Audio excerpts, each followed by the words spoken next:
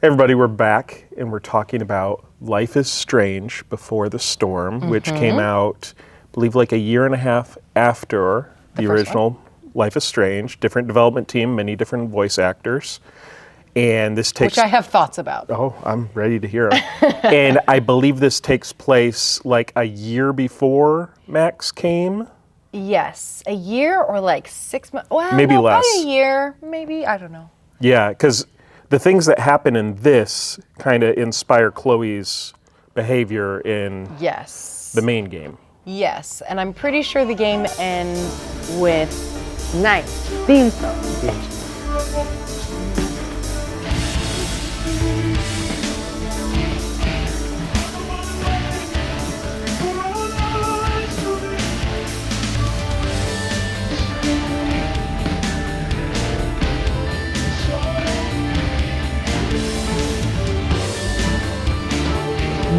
Okay, so take us through the broad strokes of the plot, and then we'll get into what you liked, what you didn't like, what you have thoughts on. Perfect. Okay, so we're following Chloe, who is Max's friend in the first game, and it's 3 episodes. You start off kind of experiencing what it's like to be Chloe. She's in the house. Her mom is, working at the Two Whales Diner. David is her boyfriend. They're not married yet, so she's kind of, she's going to school. You're sort of getting that sense that she's not really into school. Maybe she's smart. It's kind of unclear. And school is at this point Blackwell Academy. School's at this point Blackwell Academy. You actually start the game off by trying to sneak into a show. There's like some musicians playing at a show at this like abandoned kind of warehouse thing, and she's trying to get in, but she's 16, and so she has to make her way in. And basically that first episode is just her meeting Rachel Amber.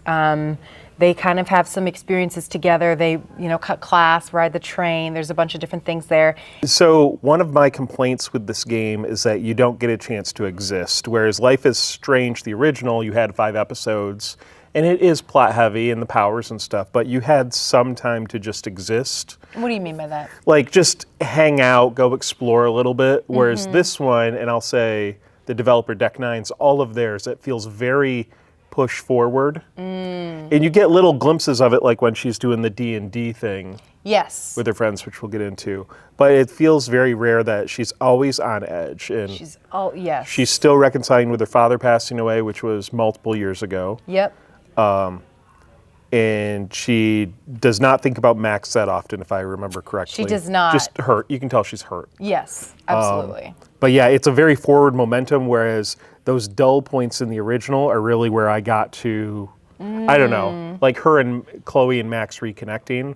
I felt like I got closer to the characters than this new Rachel Amber thing, and it's also sudden because Rachel has a lot going on. Yes. There were a few moments where, Chloe gets to fix up the car, and, she's actually using, tools at one point, or you go around the junkyard to, cover up a hole in the floor, or, cover up the ripped up seat. Things like that were kind of that, day in the life or sort of lived in moments. But it's very abbreviated, I think, because it's only 3 episodes instead of 5. And it's only her in those areas, right? Yeah. So Max, I feel like Max had more internal dialogue. Yes. Did Chloe have any? She did, only when you're sort of engaging with an item, there are moments where you get to sit and sort of just look around. That's like one of my favorite parts about all these games is that they give you a chance to take a seat, and then the character will sort of narrate what they're thinking and what's going on in the present moment. Yeah, and because Chloe is a lot, whereas Max was more introspective, and our main characters from our other games were more introspective, that I just felt unsettled during the game a little bit, even before stuff started happening. And some of that's because you know her future. And so as we follow Chloe on this journey, what we're really seeing is a lot of Rachel Amber, which makes sense because that's this one part of the first game that we never meet Rachel. We don't know who she is. We don't know what she's like. People talk about her a little bit, but it's mostly Chloe that talks about her. And so, you get to actually see what she's like, and she's sort of this chaotic, you know, she's a bit of a manic pixie dream girl. And so you get this picture of this girl who is a free spirit, but you know, her parents really love her, they nurture her. She's creative, she's a little rebellious, but she's also like sort of coloring within the lines for the most part. Yeah, she does well at school, and she's like a person that everyone loves, but she has this popular. edge. Yes. And maybe that's to distill a little bit of just being perfect. She's just sort of feeling chaotic, and these are teenagers. And teenagers have, their emotions are a bit unchecked, and they're not, you know, super deeply rooted in reality.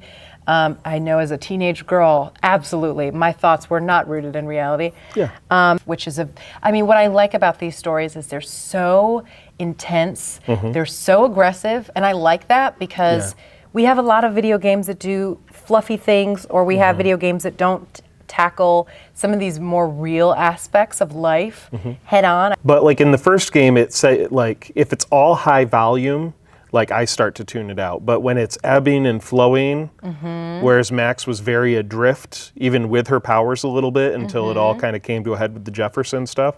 Whereas this, it feels like everything's an emergency. Yeah, And more on top of the other. And this Rachel Amber, who's only spoken about in past tense by Chloe, is now a real person, and all she has is she's perfect and she has drama. Like that's all life.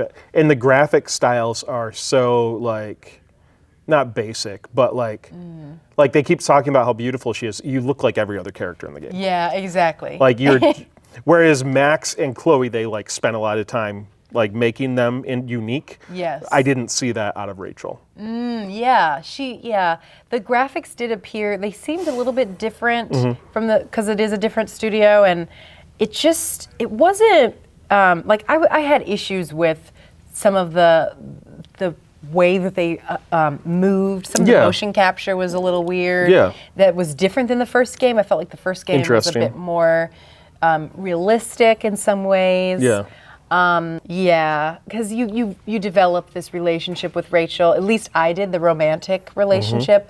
There's no universe in which Chloe isn't queer. I mean, just... Yeah, they try to give her like her own Warren, and it's like, this guy's awful. No, and he has that psychopathic, like, sort of incel moment. Yeah, and that makes it feel just like it's just like a show you're watching on speed, or like a soap opera that's... And they're all soap operas, but just something that's always something happening, and you didn't get a chance to see Rachel Amber be Rachel Amber. Like, there could have, if it was 4 episodes, maybe there would have been something where Chloe was watching her from afar or something like that, and showing a little bit of that. And there's, I mean, there are guys like that, and I certainly was one of the guys that like didn't know how to handle stuff, but I wouldn't do that. Maybe they just aren't as skilled at writing that type of male aggression. Maybe males don't like know how, so that's where it goes to. I could have seen that sort of being real in some ways, but it seemed like it went from 0 to 100. But there was nothing there between them. Like you have like, I felt like 1 or 2 conversations, you kind of brush them off. Maybe he helps you a little, but not really. Yeah. And then like someone you tolerated turning into that. But he had feelings, I guess, this whole time. And he's like, you're not giving me clear signals. And maybe the choices weren't super clear. And so it's a little out of left field. But I think the things that I like, it was a playable game. It was an enjoyable game for the most part. I didn't like it as much as Life is Strange 1, but I think it helped me understand Chloe a bit better. But she was more, I mean, this sounds a little like whatever you want to take it as, but Chloe seemed more like she was on meth in the first game. She was so intense. She was like, we have to do this and we have to do this. And her voice was really high pitched when she got upset. And she talked really fast. And then this game, it's a different voice actor. She's much more mellow and slow. It's more weed. She's more like, she seemed like she was moving a bit more delayed. But I mean, if someone's manic and you caught her at manic stage, and it does explain more of her behaviors in the second game. So like we're showing these vignettes after the end of the game where they're playing, like they're hanging out together, they're, you know, romantic, but it's sort of like not necessarily, you can't really tell, but she dyes her whole head blue, whereas towards the end she only dyes a strip of it blue. So you could see that she's getting on this path to being the Chloe we will understand her to be. But we see these little vignettes, so school starts again. So I was able to see like some of those hints. So this was spring of a previous school year, and most likely that was like October of a next school year. Yes, Okay. yep. And so it is a nice ending point because you can see what's going on. I was almost thinking it would end where she's being accosted or where she goes into the bathroom with Nathan. Oh, that would be interesting. I thought it was going to end there. Yeah.